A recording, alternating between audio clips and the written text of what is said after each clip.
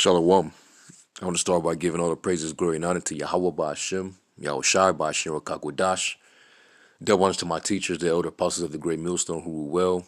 Peace and salutations to the hopeful elect tabernacle of David scattered throughout the four corners of the earth, as well as you few sincere Akwafim, you sisters that are also subscribed, listening, and learning. Shalom. Now, y'all got to witness, all this triumphing, all this slave celebrating, these plantation jubilee celebrations, that you saw happening all across Babylon, where Jake is shedding the tears of joy, over this old decrepit pedophile being selected. Now, before I even get into this, I just want to say real quick, it'll be a very, very beautiful sight to see the whole plot twist. Because right now, your boy Orange Face, Donald Trump, he's playing golf, man. He ain't even tripping off of the mainstream media, declaring the victory of Joe Biden. People celebrating, people, making Trump a meme. He ain't even tripping. All right. And there's a reason behind that, man. So for that to even be going on, it will be very interesting. I'm going to die my ass off if somehow, some way, the plot twist and they still end up giving it back to Trump.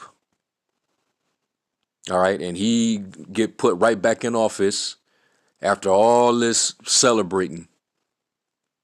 All right. And you niggas gonna look like straight up idiots. All right, for trimming thy way just to seek love from a devil that can't stand you. All right. So this same devil that you're parading for, all right, and you think that he had a change of heart, you think that he's been a changed man since, the Biden from the 1970s and 80s is not the same Biden today. Well, hey, like Kevin Hart, you gonna learn today. All right, you're gonna find out that this is the same old devil, man, and he's really never changed. He's just used you simple, gullible, desperate Negroes.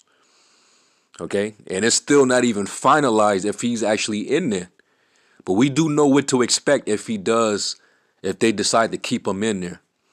And I put up a lesson last night. All right, what to expect under Sleepy Joe.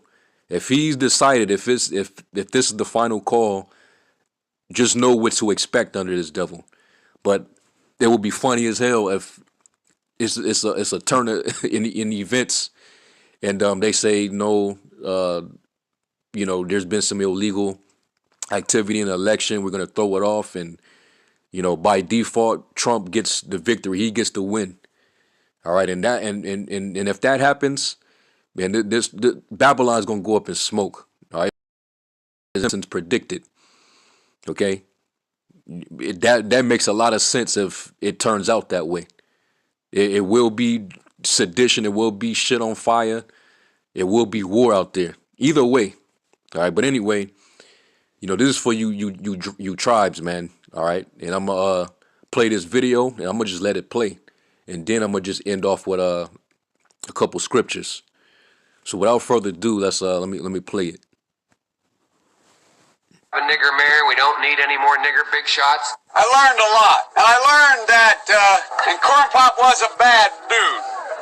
I think the two-party system is good for the South and good for the Negro, good for the black in the South. Other than the fact that they still call me boy, I think they've changed their mind. If Haiti just quietly sunk into the Caribbean or rose up 300 feet, it wouldn't matter a whole lot. Is it because blacks are involved in Haiti? It was old media that got him in trouble. Personal comments he made about another White House hopeful, Senator Barack Obama. I mean, you got the first sort of mainstream African American who was articulate and bright and clean and nice-looking guy. I mean, that's a storybook, man. Yeah. He's going to let the big banks once again write their own rules. Unchain Wall Street. They're going to put you all back in chains. We have this notion that somehow if you're poor, you cannot do it. Poor kids are just as bright and just as talented as white kids. It's a long way until November. We got more questions. You got more questions, but I tell you, if you have a problem figuring out whether you're for me or Trump, and you ain't black. It don't have nothing to do with Trump. It has to do with the fact I want something for my community. I would love to see. Take a look at my record, man. I have a record that is second to none. The NAACP's endorsed me every time I've run.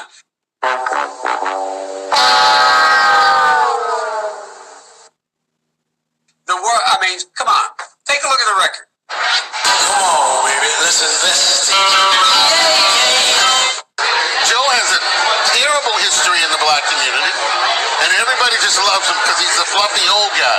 Former Vice President Joe Biden, he's run for president twice before, unsuccessfully. He's never before been the front runner.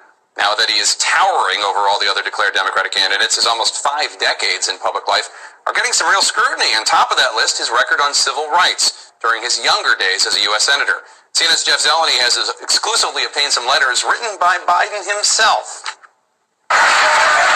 Joe Biden is coming back as a solo act. I'm ready to go. With his long record facing a new look under the spotlight of the 2020 campaign.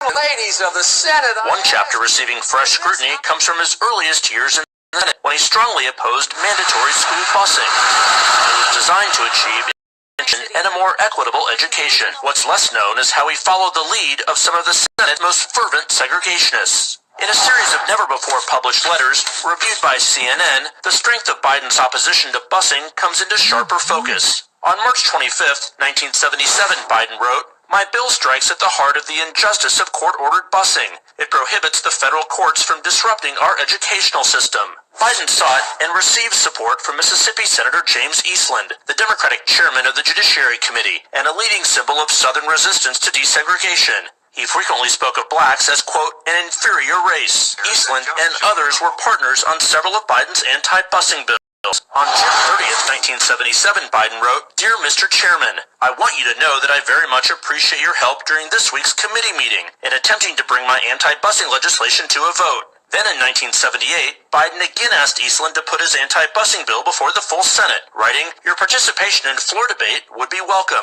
Ronnie Dunn is a professor at Cleveland State University who co-wrote the book Boycotts, Busing, and Beyond. Those letters I find somewhat surprising given Senator Biden's or Vice President Biden's current position and potential candidacy for the presidency and his position as a liberal. Those are issues that he's obviously going to have to answer for. You said surprising. Surprising in what way? Well, the fact that he would solicit the support of a staunch segregationist, James Eastland, as well as Jesse Helms, introducing legislation as opposing busing at that time. Now to the race for 2020 this morning and new backlash against former Vice President Joe Biden. He's refusing to apologize as he faces growing criticism over comments he made about being able to work with others in Washington, but his examples were segregationist senators 40 years ago. Apologize for what? Refusing to apologize for touting his ability to find common ground with senators he disagreed with. Segregationists.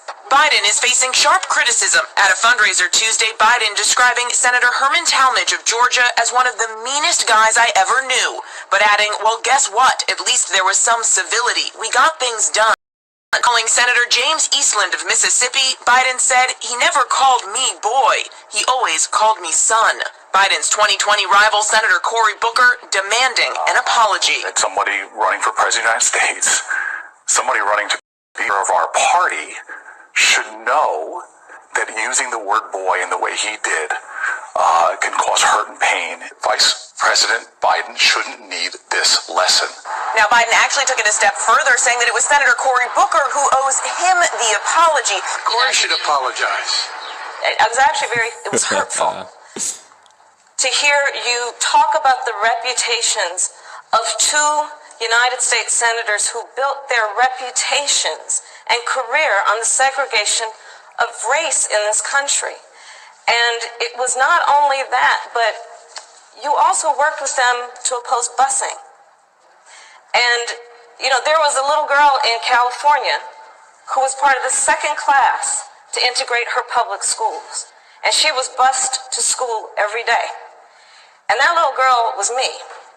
To coddle the reputations of segregationists, of people who, if they had their way, I would literally not be standing here as a member of the United States Senate, is, I think, it's misinformed and it's wrong. But Biden is not backing down. Apologize for what?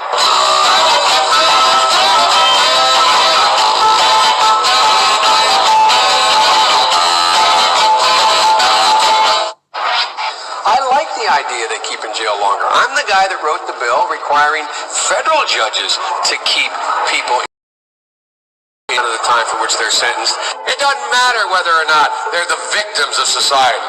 The end result is they're about to knock my mother on the head with a lead pipe, shoot my sister, beat up my wife, take on my sons. So I want to ask, what made them do this? They must be taken off the street. Increase the penalties. Increase them. I would put the son of a gun in jail. Put them to death. From the crack epidemic of the 80s to the crime wave of the 90s to the post-9/11 war on terror, throughout his career, Biden has represented the Democratic Party consensus, shifting his views to fit whatever best serves his own political career. Over his 44 years in the Senate and then as vice president, Biden was a leading architect of today's criminal justice system, which contributed to mass incarceration and the police misconduct that protesters are fighting back against today. Biden crime bill, the Biden crime bill, the Biden crime bill. Hell, we've had crime bills coming out our ears. Every major crime bill since 1976, every minor crime bill has had the name of the Democratic senator from the state of Delaware, Joe Biden. You got a gun, you commit a felony, 10 years. We already have it 5 years. Minimum mandatory. Judge can't say, you know, you had it in your pocket, you never intended to use it, we're only going to give you 1 year.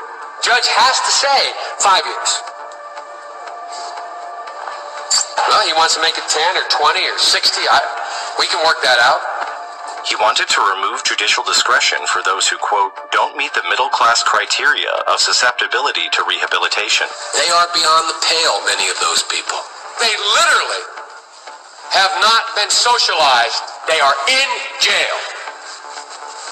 Away from my mother, your husband, our families. The Biden-Thurmond Violent Crime Control Act of 1991 would have increased the maximum sentence for 44 crimes to include the death penalty. A wag in the newspaper recently wrote, Biden has made it a death penalty offense for everything but jaywalking. I'm going to make it for 46 crimes. Biden says make it for 51. We're going to get tough. Then he presented the final version of the legislation. 60 new death penalties, brand new, 60. There are 70 additional enhancements of penalties, i.e. you go to jail longer. After his disastrous 1987 presidential campaign, Biden had staged his political comeback, in part by becoming a media darling on issues of policing and crime, and he led the fight to pass the landmark 1994 crime bill under Bill Clinton. When I wrote the original bill that started this whole process, the so-called Biden crime bill, I didn't call a liberal confab and write it. I didn't call any big society people and write it. I called the cops.